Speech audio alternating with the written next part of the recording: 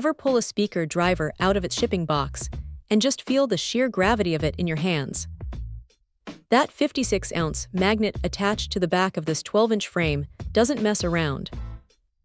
It's heavy, it's dense, and it immediately tells you this thing was built to handle some serious punishment out on the road. Now here is the thing about gear like this.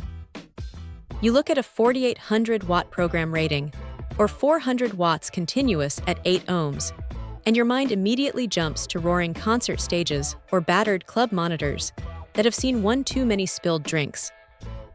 But what stands out, though, is how surprisingly nimble the thing actually is once you get it hooked up. It covers a frequency sweep from 54 Hz all the way up to 5 kHz, which means it isn't just shouting at the crowd with mid-range mud. There is a surprising bit of clarity hiding in those highs, at least for a driver in this class.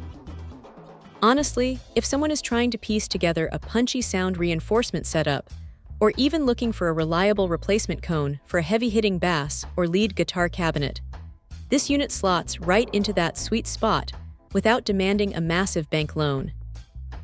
Of course, it is not some magical piece of acoustic engineering that will effortlessly reproduce pristine orchestral hall acoustics. Push it too hard near its absolute lower limits without a proper crossover, and you will catch it grumbling a bit when things get overly congested. But that is just physics talking rather than a flaw in the build. It also has that distinct, slightly utilitarian terminal setup that feels like it belongs in a sweaty rehearsal space rather than a high-end studio.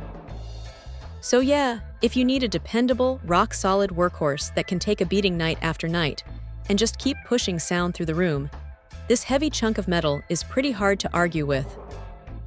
Check out the video description for updated price. And thank you for watching this video.